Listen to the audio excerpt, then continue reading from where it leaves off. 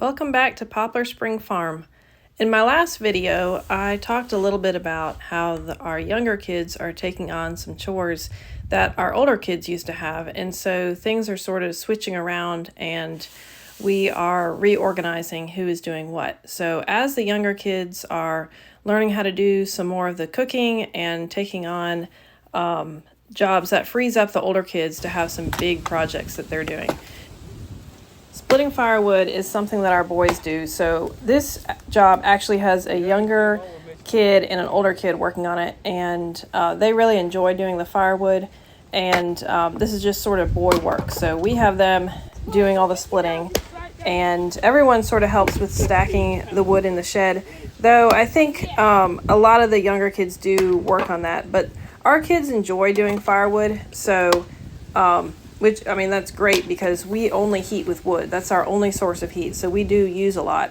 And it's actually something that the boys, they'd spend all day on it if we had enough wood for them to split and all. So that's really helpful. They get this done, and it's good for the boys to work together.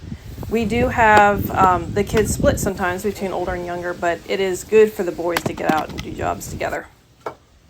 So taking firewood from the woodshed up to the porch to fill the wood bin has fallen to our two youngest girls this year, and that is just right for them. They are almost 6 and just turned 8, and this is just the right kind of job for them. They cannot move the wheelbarrow once it's all the way full, so a big kid will take and push it over to the porch for them, and then they will go ahead and fill up the wood bin that's on the porch. And this is just a job that needs to be done regularly, and it's good for them to work hard, not just depend on the big kids to do all that kind of stuff. So it's a perfect small kid job.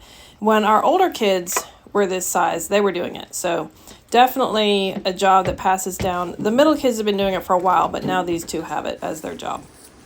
And this enables the older kids to have the time to work on projects that are helpful to the family or that help them with the business that they have here on our farm. So my oldest daughter here is collecting maple sap. This is the first time that we've done this, and she just used stuff that we have around the farm. So she made the little wooden spiles herself from a tree that she cut. And then we use bags to collect the sap in that are actually broiler bags that we use when we butcher our broilers. This little outside stove, my daughter made from rock that she collected around our farm. And then we have this piece of expanded metal that somebody gave us, we've had sitting around.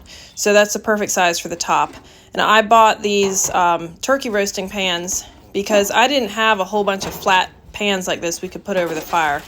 And I went to Walmart to look for something to cook it down in, and I didn't want to use something that had the non-stick in it, and so I got these throwaway pans for this year to see how this would work for us.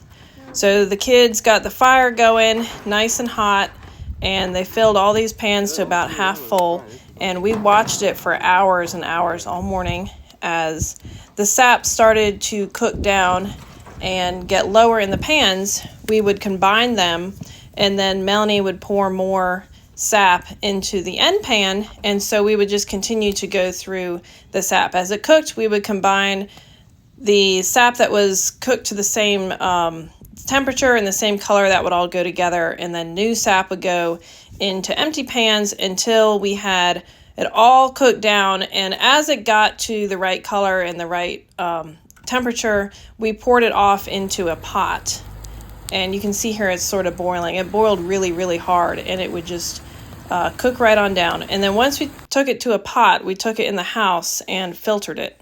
The older kids have been released from most of their kitchen duties. The younger kids have taken over helping me in the kitchen for the most part, but we are a family of 10 and go through a lot of food, and it's just a lot of cooking. So about once a week, I ask Leroy to cook brats from our pigs on the outdoor fire pit. And that's something that he enjoys doing anyway, and it's really great to have lunch completely handled by him.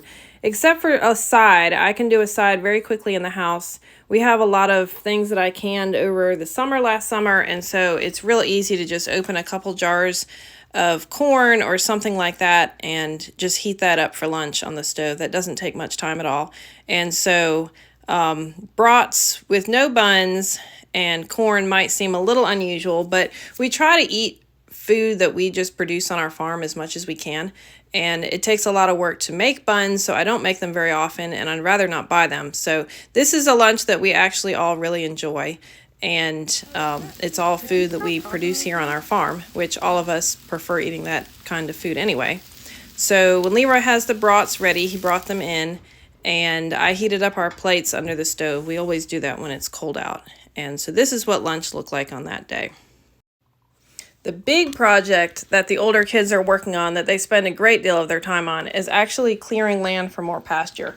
So this is all being done by hand, and we've done this over the years many times to make fields. So this is quite doable. It's a lot of work, but it doesn't take much equipment.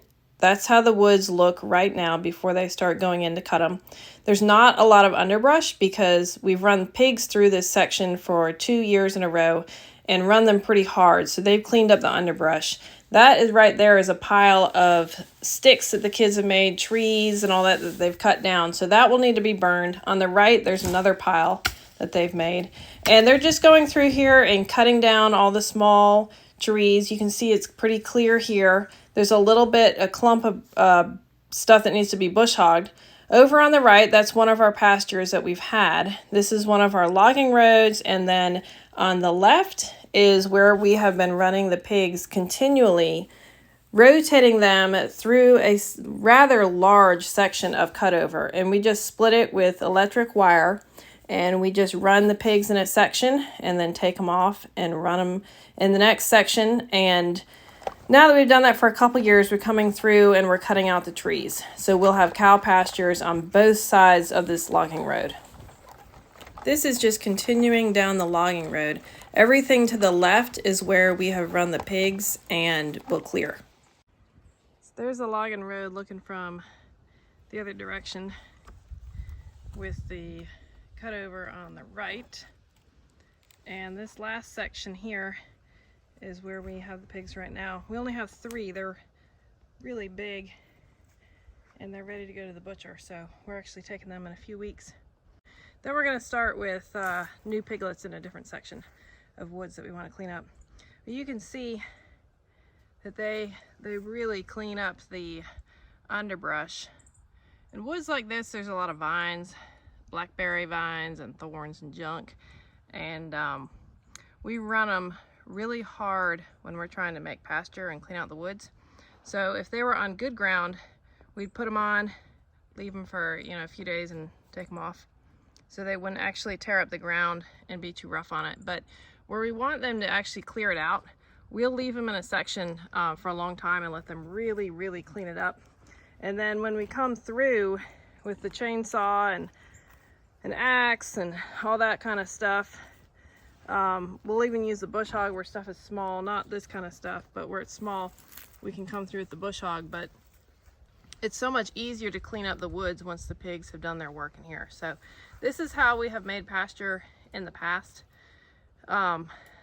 It works well if you've got time, got plenty of time, and if you are not able to get equipment. Obviously the easiest way and the fastest way to do this would be to have a bulldozer or an excavator or something like that. But without that, we can use the animals, and we have used the animals to make quite a bit of pasture that is really great pasture. Now it does take a little while for there to be no stumps and all that kind of thing, but we have some beautiful rolling fields that are completely cleaned up and great for grazing that used to be woods like this.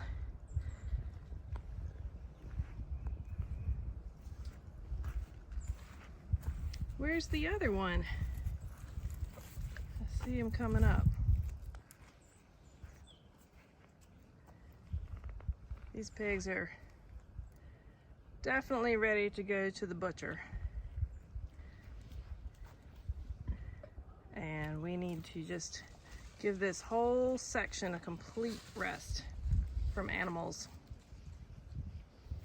Usually when we rest an area from pigs, we'll rest it for a year or 2. Oftentimes closer to 2 or 3 years. So the section that we are getting ready to put new piglets on is actually behind the goat fields, and it has not had pigs run on it in, I think, probably 5 or 6 years. So it's really thick again with all kinds of stuff for them to forage. And since we do want to expand our goat fields as well as our cow fields, it's good. We're going to throw pigs over there again and work on getting that cleaned up. All right, so here they are, these big guys who've been doing this cleaning up work for us. And the way that we keep them in, I've showed this in previous videos, but we just have the 2 strands of poly wire. That's how we divide all our fields and fence in even the perimeter. And if pigs are trained to it, just like other animals, goats, cows, pigs, whatever, if they're trained to the electric, then they'll stay in it. And works great. That's what we always use.